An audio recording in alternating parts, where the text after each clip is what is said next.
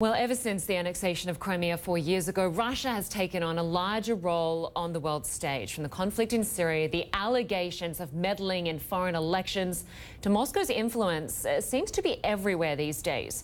And for more now on a re-emergent Russia, let's bring in CNN contributor Jill Dougherty from Moscow. And Jill, as I mentioned, a few of those things, obviously, a lot of the influence that Russia has had on the world stage have not been for good reasons. Some have led to serious sanctions.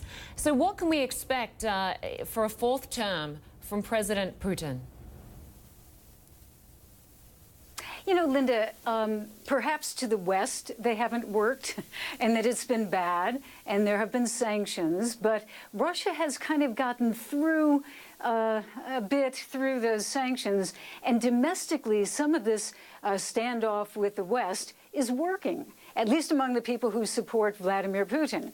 I mean, the way they interpret it is Vladimir Putin is standing up to the West. He is pushing Russia's interests on the international stage, and they're proud of him for doing that. So although it may seem counterintuitive, I think, to some in the West, here it sometimes works. But one of the problems is, just a couple of weeks ago, the president gave a speech, major State of the Union speech, so to speak, and he talked about Russia falling behind, that if it doesn't do economic reform, he was talking specifically about technological reform, I should say development.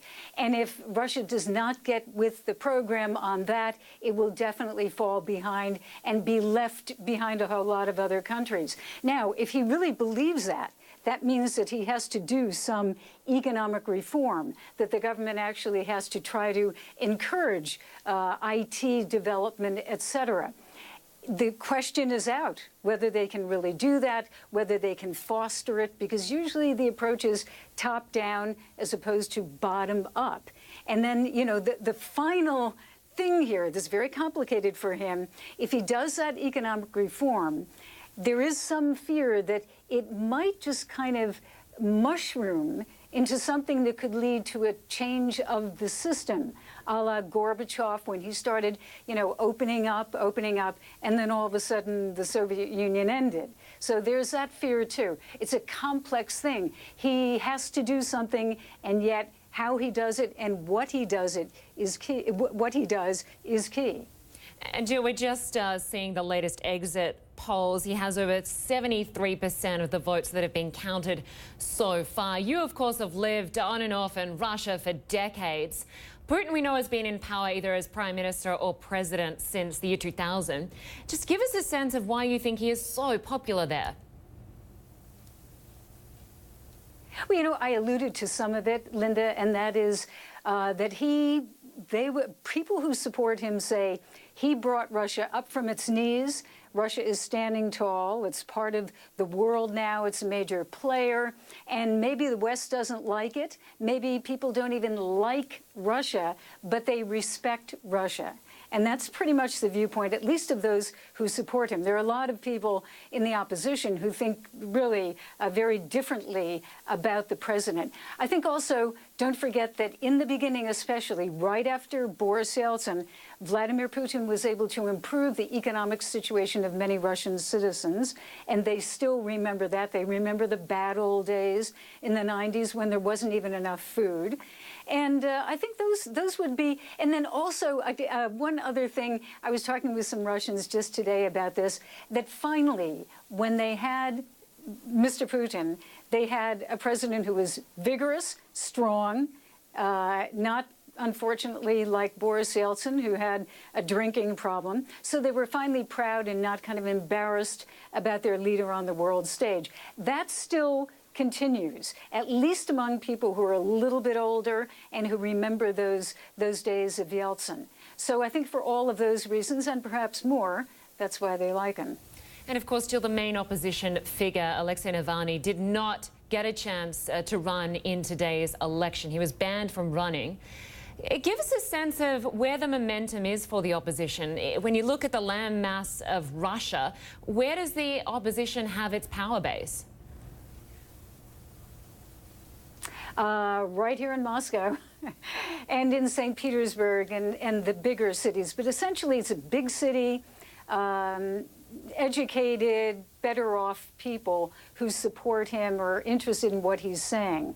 They're the people, and young people as well, who feel, and I've heard this so many times, that their future is being stolen by just the system that's here, by the system that's been created, and that they don't really have a future equal to the future of young people around the world. There is a frustration among some people, young people, I think small business people who don't feel that they can really thrive the way they would like to.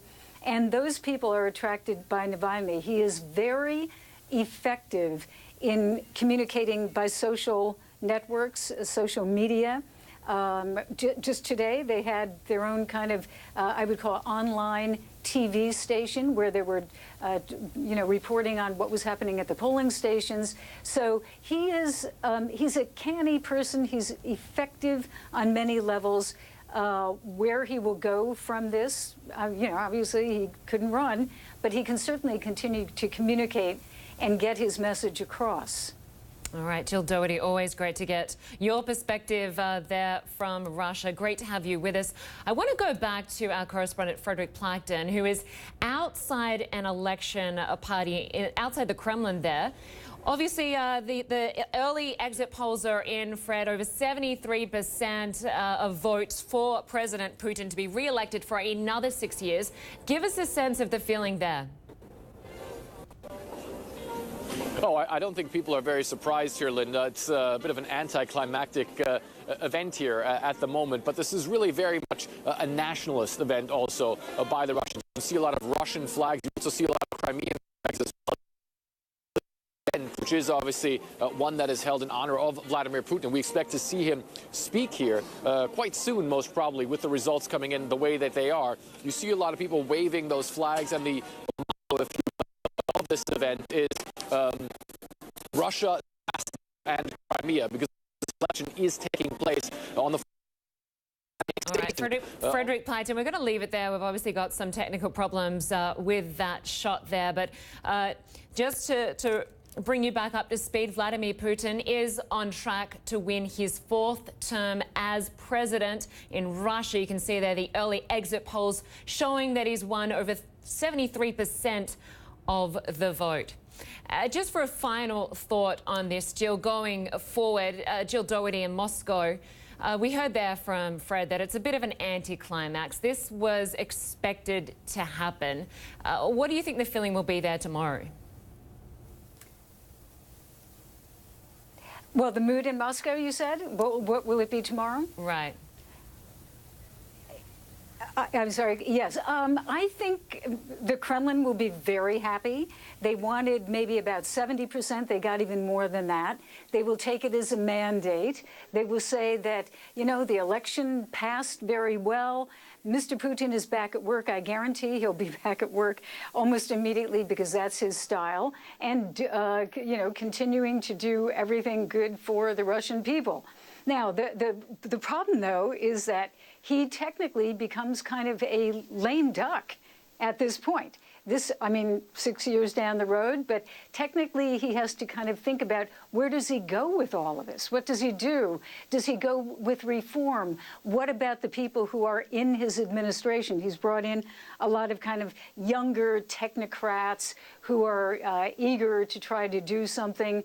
Will they actually accomplish anything? Will the word really come down that they could take the brakes off and really accomplish something? And then does he have somebody who takes over eventually, that he hands the baton to at the end of that 6 years? There are a lot of questions. It would be very interesting to hear. Actually, tonight, he will be, we're expecting that he will have some type of speech and probably setting the direction in that speech for where he wants to go, at least immediately. All right, and as you mentioned earlier, he wants to focus on the economy and innovation, so we'll wait that speech later today. Jill Dougherty, great to have you with us again. Thanks so much. Well, that is all we have time for. Thanks so much for joining us for this special edition. I'm Lynda Kinkade. African Voices starts right now.